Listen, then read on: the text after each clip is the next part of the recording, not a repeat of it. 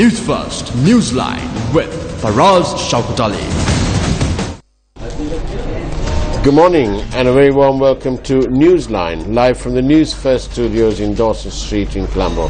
And joining me this morning is Professor Rohan Samarajiva, the founding chairman of Learn Asia. Very good morning, Professor Samarajiva. Good morning. How fares our economic policies? How's the government doing? We've seen some very clear statements on economic policy recently, particularly in the Prime Minister's Singapore speech. I think his intention was to make that as a formal economic policy statement. Probably it'll come. But for people who want to see where he's headed, I think it's a good guide. Right. Is it a little bit too late? I mean, he's been in power for a while now. Well, you could say that this government has been in power for slightly short of 1 year. There's many people who believe that the first 100 days, the first 200 days are the most important. Those have all gone. So I think what we need is more execution and less vacillation, I suppose. What would you say have they really achieved so far? In terms of, I think, there was a great deal of demand stimulation for the economy. That was between the two elections. Now, I'm not a fan of that much of demand stimulation, but you can clearly see the results. People felt a difference in their lives. The purchase of cars, the consumption increased, and that had a good effect on the economy, and also, I suppose, on elections. In terms of the overall economic direction of the country and the connecting us to the global economy, speeding things up, I think the only concrete achievement has been the removal of the fisheries ban by the European Union. Many other things we have started, but I'd like to see more conclusive conclusions on things. So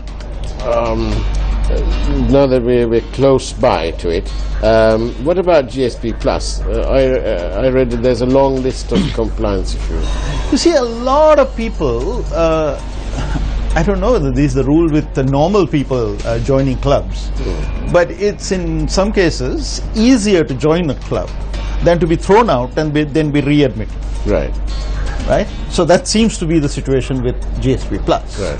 So while we had it, it took a lot of effort, serious effort to get thrown out. And we did. Right. But now when we are reapplying, I think it requires, they're turning on the screws. And in my opinion, they really shouldn't. But what to do? People with markets have that kind of power. Right. Will there be any form of effect in Britain leaving the EU? Now you see, you want to put too many uncertainties into the picture. Britain leaving the EU, how many years will that take? A couple of years. Right? We don't think in that long term. We really need results now. All this time I was saying we need results now. And of course it has caused all sorts of uncertainties in the economy. I don't think it is a good thing. I don't think it's a good thing for Sri Lanka. But what about trade agreements? I've just come back from China, talking to a lot of people who are not formally in government, but who deal with these kinds of issues. There's a great deal of, there's a perception that working with Sri Lanka is risky. And I think we have to all recognize that China is a very, very important economy. Even if their growth rates are slowing, they're still slowing to levels that are above ours. Risky, Professor, in terms of what? In terms of, you see, they believe, I'm now telling you what they believe. They believe that they played by all the rules that were in place. And, they brought their president and they started Port City. And the whole thing is still stuck. How would they react? They feel that's a risk in working in a country like this. They were given the word that they could go ahead and they couldn't. Are they genuinely cheesed off with the actions of the you government. tell me. Yes, I have not heard so much griping and moaning and After all, they brought the president of China here. yep, to And- witness the signing of the Yes. agreement. They consider that almost an insult. Yeah. And Perceptions matter. do you think that the people in government here recognize how much they've annoyed the Chinese? I believe they recognize it, and I think the one reasonable way to address that, I mean, you can make nice speeches, Yeah. but the one reasonable way to address that would be a trade agreement that will have components on goods, services, and investment, and will give an assurance to the other party that we will keep our word. How good are these assurances now? After the track record isn't very good. Now this is what a lot of people don't understand about trade agreements. A trade agreement is a bilateral agreement or a agreement between a number of countries, and you can't unilaterally break them. Right. While assurances, and even the kinds of assurances that we give through our BOI, we can break them, and we have. So that's why there's a need for trade agreements. It's to give certainty. It's to sort of put cement on a promise. And do you think it'll get resolved soon, this port project? This Well, what I train- heard was that construction was supposed to start in October. Yeah. But now they I'd like they, to see. They want some compensation for the delays and so on.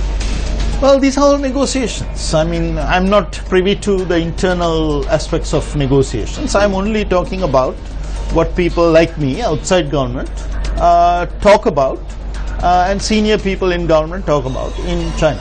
There's some talk, as you say, there's people talk, and there's some talk about the Prime Minister said that they're considering some special set of rules to operate in that area.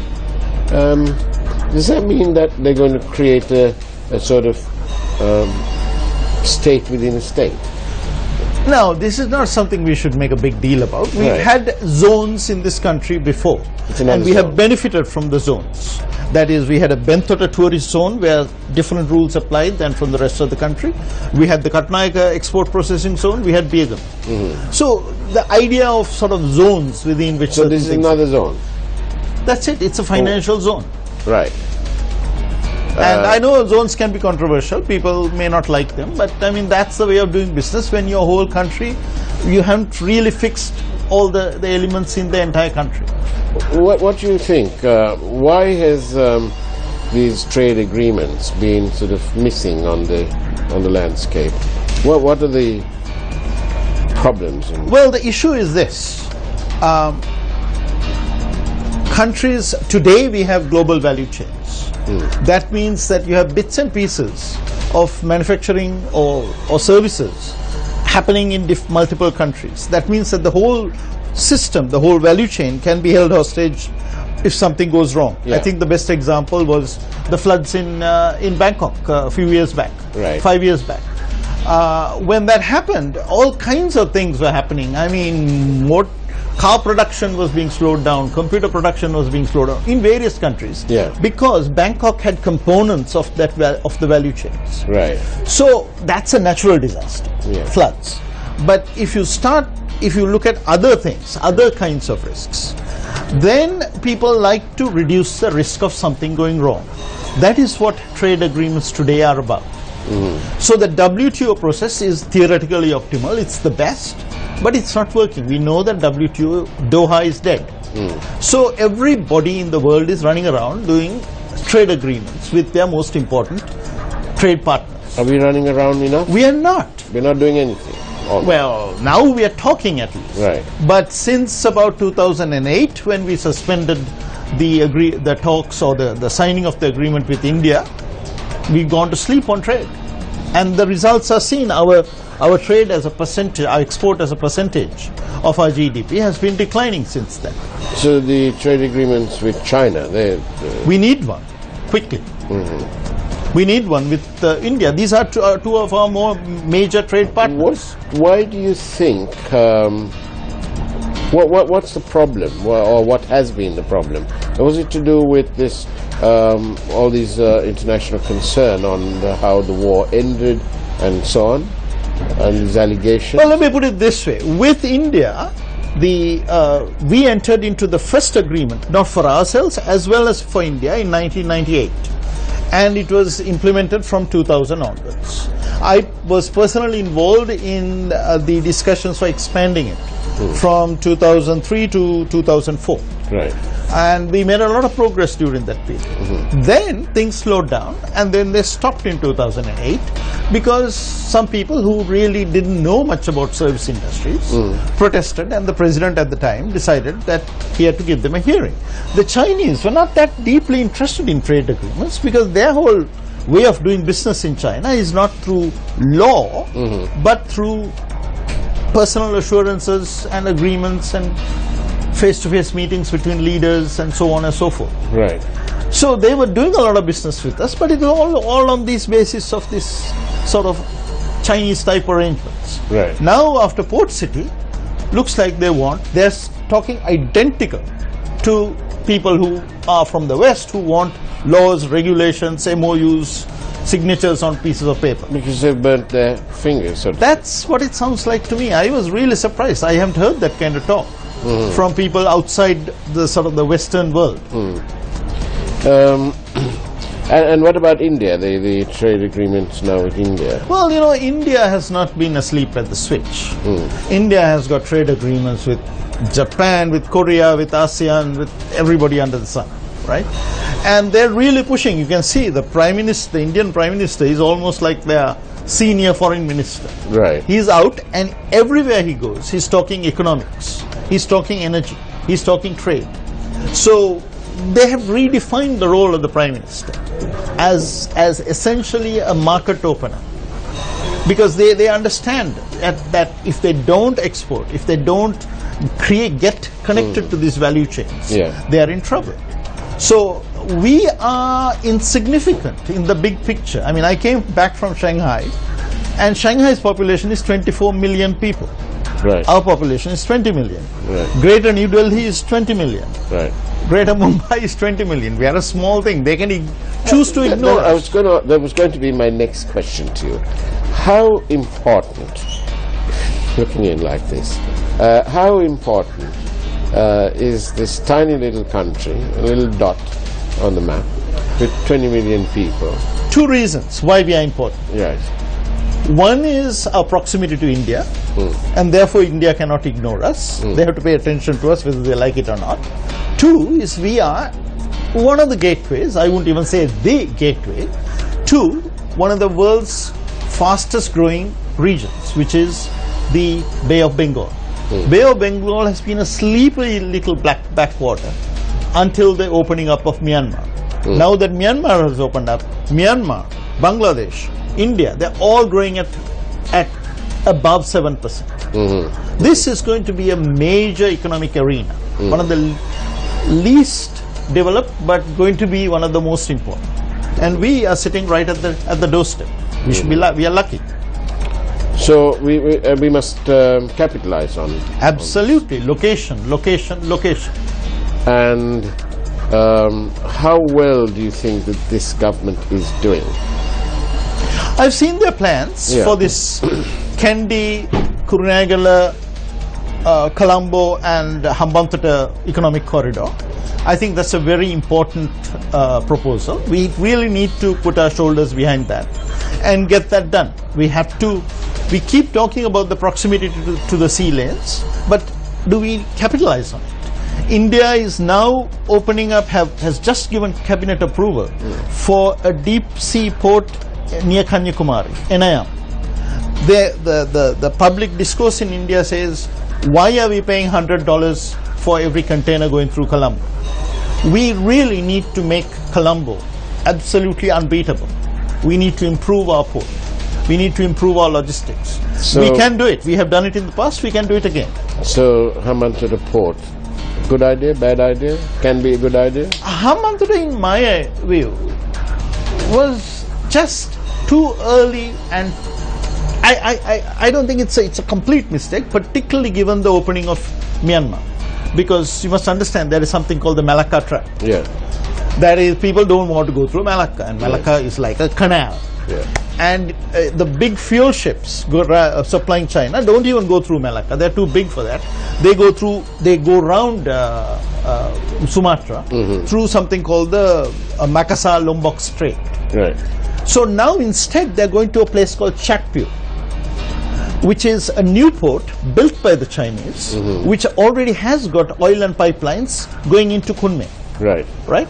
So the ships are bypassing Malacca. Now what that means is that the northern Bay of Bengal is becoming more important, not just for the countries that are around it, but for China. I'll give you one more example. I'm a telecom guy. I follow what's happening with undersea cables. Right. So I was really curious. There's this thing called CMAV, which is landing here in Colombo as well. Why is China a part of CMAV 5, China, one of the Chinese companies, even though it's not, CMAV 5 doesn't land in China? The reason is that it's landing in Myanmar, and the Chinese have already got a cable coming across Myanmar to connect to this cable when it lands. When it lands, they have got another escape out of the Malacca Trap. Right. And we have got the maintenance facility for that entire cable in Hambantota. Right. So that is utilizing, I got to give some credit to the people in the previous government. Yeah. Getting that maintenance facility was a good thing. So they did some good work there too. Yeah. So what do you think that the government, I mean, they seem to be very busy with introducing taxes, cancelling them, amending them, changing, and so on and so forth. Bond issues, coal issues, all sorts of issues. But what should they really be focusing on? Reactive firefighting. I mean, every government has got to do it. I would Professor, I'm sorry to cut in, but we need to take a break, I'm told. So do stay tuned to Newsline. We'll be right back after this short message. Do join us with Professor Rohan Samarajiva. Don't go away. Welcome back to Newsline. Thank you for joining us. And this morning it's Professor Rohan Samarajiva. Professor, so sorry to have cut you in there. What should we be doing in between all this? Well, every government has got to do a little bit of firefighting. I mean, you wish you didn't have to, and you can really focus on the proactive things that you need to do. Some of this firefighting is arson. They're doing it themselves. They're setting fire. Well, let me put it this way. You see, the fundamental problem is that the government doesn't have enough money. Right. I mean, that's a simple matter. You don't have enough money, so you're doing this and that, trying to get the money. Yeah. And when you're doing it, you're actually making mistakes because you're like desperately running around trying to find money. Was this VAT hike a mistake? I have written about this. I think that, I mean, VAT itself is a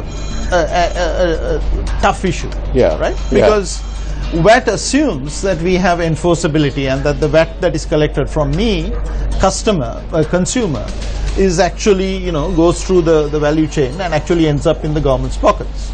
Whether we are ready, do we have the mechanisms to do this efficiently is an open question that we've been debating for some time. Yeah. I think we need to get to that. India, which doesn't have a similar system, has got all kinds of internal frictions in the economy because of that. In addition, we've been doing some crazy things, like to talk about something that I am very familiar with. We have a situation where voice telephone calls were slapped with about 50% tax, right, effectively. Yeah. And data, which the government says they're trying to encourage, went from about 14% to 32%, because of VAT being put on top of a tax that was there instead of the VAT. Right. So you see, it's like, that's why I said they're running hither and without really, considered action. That's because of the fundamental problem of the government not having enough money. However, what I was going to say is, you got to have some firefighting on the side. That's just life. But you got to keep focus on the proactive stuff. So you need to keep going. That is, you need to keep, because if you don't have that long-term a vision and that execution, you will continue to be beset by this problem of not having enough money. So what has the government done right thus far then? In my opinion, the government made certain promises in its election manifesto. 1 million jobs. Rakiya das election. Okay. They had the courage to say that this will be done through trade agreements, even though they knew there'd be all kinds of opposition to trade agreements. It's in black and white in an election manifesto that was placed before the people. So they're trying to execute that. I think that's good. Only thing I would say is faster is better. I think in about 40 years backwards, the BOI and the success, the Greater Colombo Economic Commission and so on, in the last 40 years, I think we've got about 1,600 businesses. They employ 500,000 people. It's taken us 40 years. So how plausible is it that we can create this 1 million jobs in 5 years? Yeah, but it's a very narrow conception of the jobs that were created, because you're not looking at the indirect employment. You're looking at the direct employment. That's not what it's about, right? Yeah. There's a lot of spin-offs. I can remember when these things were being discussed. I was invited Mr. Lalitha Throttmundali for a talk. And what he was talking about was the spin-off. The people who will be doing the repairs on the vehicles that are used for these things. The ecosystem. Yes, so that's what will create the 1 million. But Professor, you see, if you took an average of about, say, 300 workers for a factory, not necessarily factory, but any business, if you got 300 odd people working for you in one unit, your level of investment on average probably be about $5 million. That's a serious amount of money. You'll need 3,300 businesses employing on average 300 people. You talk about 16 billion plus US dollars. All this inside 5 years. We've had 40 years. It's taken us $8 billion and 1,600 businesses. Yeah, but nobody said 1 million export jobs. No, okay, right. So you're looking at, I mean, that's a very narrow conception of this thing, right? So the issue is then people will look around, I have been asked this question on the other side, which is, what about Sri Lanka is a country with 4% unemployed. Right. So where are you going to find 1 million people, you could ask. Yeah, right? That's the issue is that our women's workforce participation is very low. It's about 30%. And that should be increased. And we also have a situation where we have more than 1 million people going out of the country. Yeah. And people standing in line to write the Korean exam. Yeah. Right? They think anything other than a job here is useful. So we have an odd situation here. We have to create a situation where people don't have to stand in line to go to Korea. They can have that kind of job. But if you want to put them all in office jobs, as opposed to factories and that kind of thing, you'll need 200 World Trade Centers. About 80 square feet. Why do you talk? Well, we've got these office centers developing. There's the Tripoli market. There's no vacancies there. Orion City is developing very rapidly. The government need not have to do everything. This is not a situation where the government is doing it. Orion City is a completely private enterprise, chock full. Try to go find parking in that place. Right? I go there. This is IT. It's an IT city, chock full. And bursting at the seams. It's the real estate situation in Colombo for office space is not good. So these are the kinds of things that we need. These IT zones, these zones that are being discussed under the megapolis. We need them. But in the meantime, the president's doing almost a grand job in these national development projects, developing all these infrastructure bits. But and now he's managed to get Polonnaruwa on the map as well. But the Prime Minister seems to be having difficulty. Is this a result of this sort of coalition or this national government? National governments have existed in many countries. Take Cameron. He was in an alliance with the Social Democrats, not the Social Democrats, the guys in the middle. Germany has been like permanently in grand alliances, right? These have got their downside, and I can tell you, I can see the downside. Decision making is not as fast as when I was working for the government back in 2002 to 2004. However, the theory is, and the hope is, that these decisions will hold for longer. They will have greater consensus. And we need greater consensus on the big stuff that we are doing, on infrastructure and investment issues.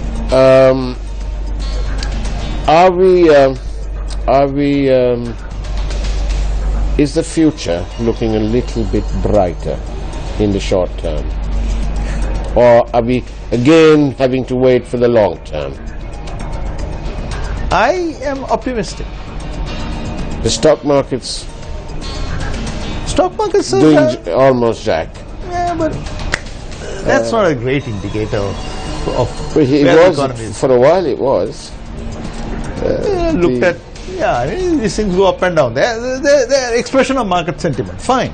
But overall direction of the economy, as I said, I'm optimistic, but I'm not also very happy. I'm both at the same time. We're doing a program, it was called Think Again. If you had voted for in your area, are you happy with that vote? You happy with what they've done for you in your constituency, in your area where you live? Yeah, but you see, the way I look at this moment is more about realigning the governance architecture of this country. I believe that the economic issues are very important, but we have to realign the governance architecture of this country. So I'm a great fan of the 19th Amendment, however imperfect it is. I'm also a critic of the 19th Amendment, but I think it's a good thing. I am a supporter of the RTI, of the RTI legislation. These kinds of things are what 2015 was about. The only thing is you can't fill stomachs and make people happy by just giving them good governance. You got to fix the economy as well. And you fix good governance so that you can actually have a good economy. Yes. So you got to walk on these two legs. Indrajit Kumaraswamy, Governor Central Bank, said good economics is good politics. Sure, good politics is good economics. Well, I would say. Yes. People will disagree with me. But there's hope. Absolutely. I wouldn't be here if not. There are some of us who got choices, and we choose to be here. Indeed, like we do. Like we do. Wonderful. Professor Rohan Samarajiva, thank you very much. Father of India, of course. So thank you very much for being on Newsline. We do appreciate your presence. And do come back on our network anytime. Thank you. Thank you for watching Newsline. We're here every Monday through to Friday at 7 o'clock. Do join us, and we'll ask the questions that you want answering. In the meantime, have a great day, take care, and God bless.